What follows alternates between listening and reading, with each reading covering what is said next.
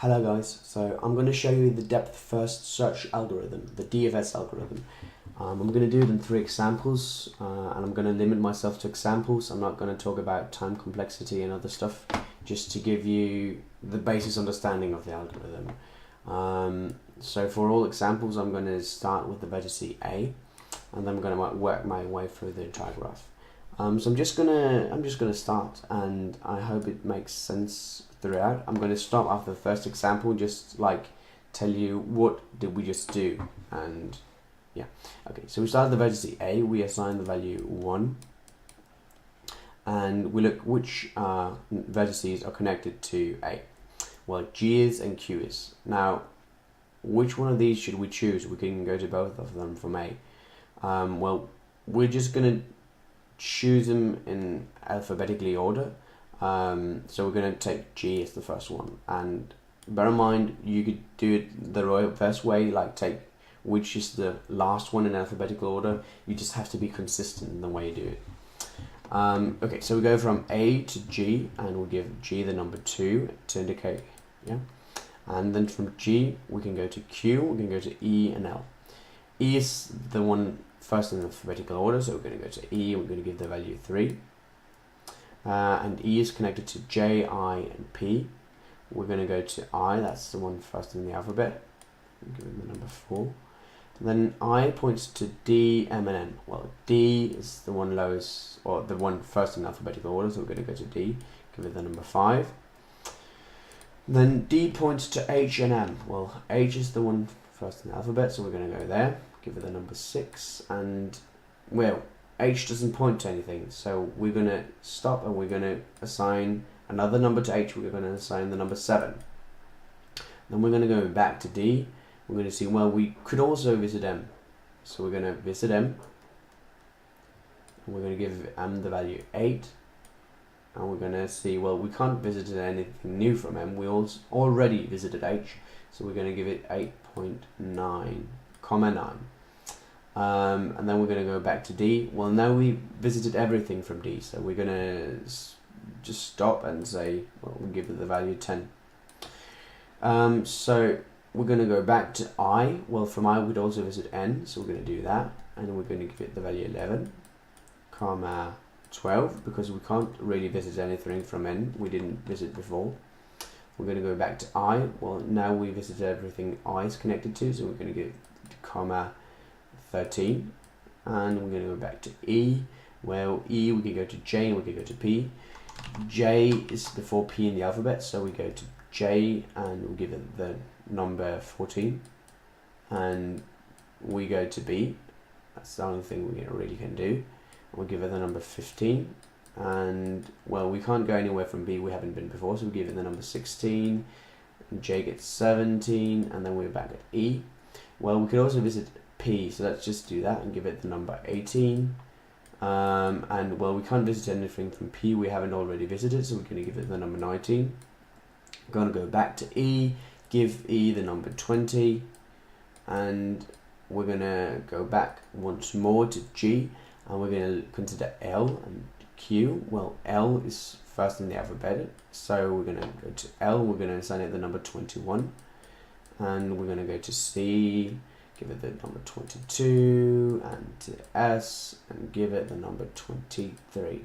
Now from S we can't visit anything we haven't visited before, so we're going to start and give it the number 24. The same goes for C, we'll give it 25, 26, and we're back at G. Well, we could also go to Q, so we'll give Q the number 26. We can't visit anything from Q we haven't visited before, so we give it the number 27. We go back to G, give it 28, and oh yeah, so sorry, so we were at 26 right over here, so we had to give Q the number 27, and we can't visit anything from Q, so we give it the number 28, and we then go back to G, and G gets the number 29, and A gets the number 30.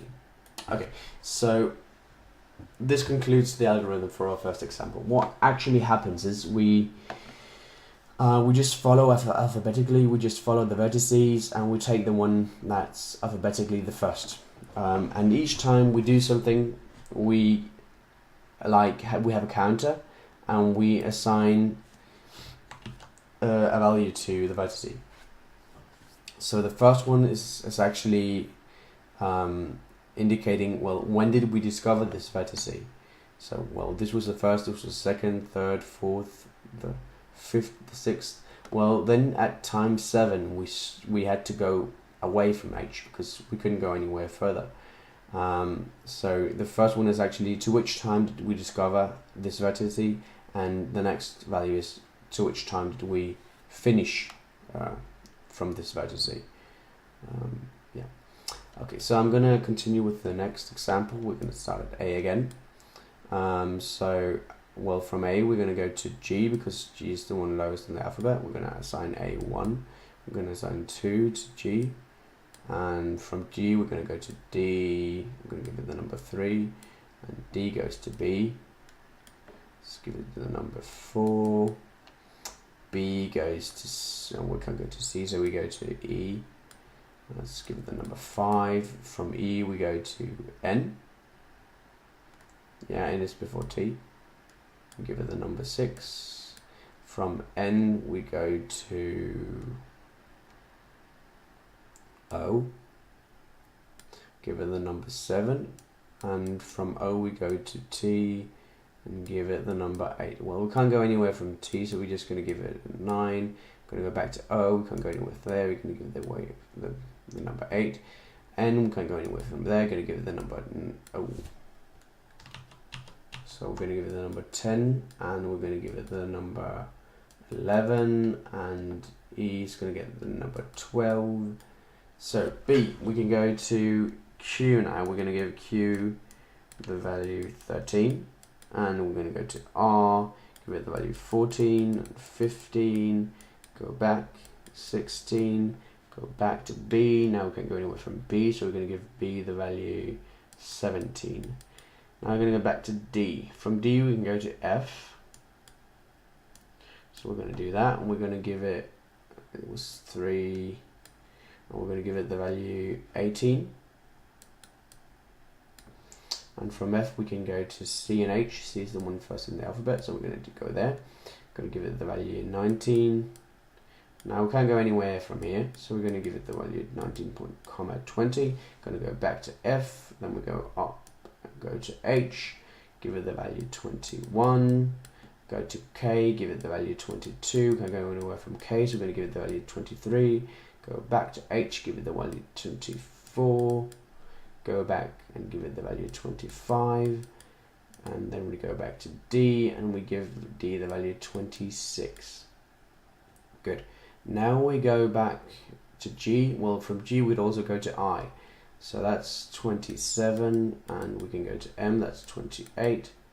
Can't go anywhere from there, that's 29, 30. Go back to G, and we give it 31. Then we go back to A, we go to 8J and give it the number 32. I'll give it the number 33, 34, and 35, and finally 36. So yeah, the same algorithm, just a different example. Let's consider the last example. So we start at A and give it the number 1, and we go to B, give it the number 2, go to C, give it the number 3, go to D, give it the number 4. We can now go to G and H, and well, G is the one first in the alphabet, so we're going to go there. We're going to give it the number 5, and we're going to go to F, give it the number 6, and we can go to I, J, Z. We were in C before, so we're going to go to I because I is before J in the alphabet. We're going to give it the number 7, and we're going to go to J. That's the only option we have. Give it the number 8, and we're going to go to either Q or M. M is the one first in the alphabet, so we're going to go there. Give it the number 9, and from M we're going to go to either N or Q. N is the one first in the alphabet, we're going to go there. Give it the number 10, and we're going to go to L, so this is our only choice.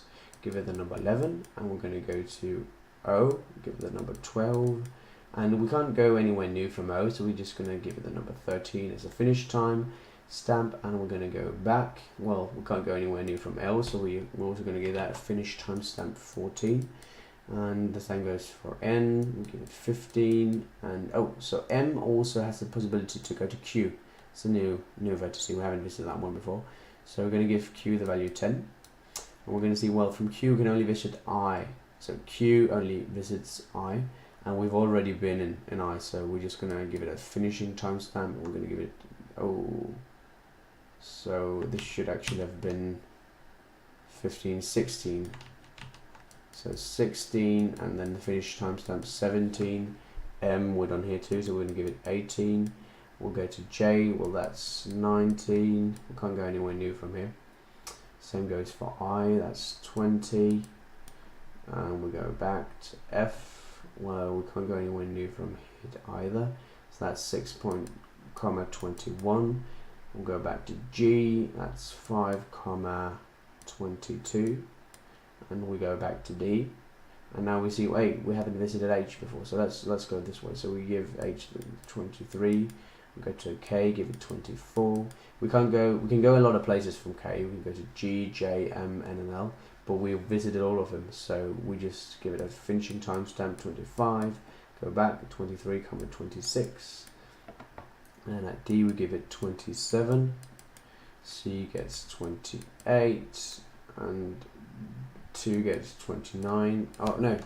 So from B we can also go to E. We haven't visited E before, so we're going to go up there. We're going to give it 29, 30. We can't go anywhere from E, that's new, we've visited everything else. And then we go back to B, give it the timestamp 31, sorry, and we are at A now, and we give it 32. And that concludes this example. So before so this, I just have one more thing I want to say. So when you do this and you want to correct what you did, you can just count your way through and see if it's correct. So that's 1, 2, 3, 4, 5, 6, 7, 8, 9, 10, 11, 12, 13, 14, 15, 16, 17, 18, 19, 20, 21, 22, 23, 24, 5, 26, 27, 28, 29, 30, 31, 32. So that ensures you didn't miss a number or count a number twice. Yeah. So thanks for watching. I hope it gave you a good understanding of the depth first search algorithm.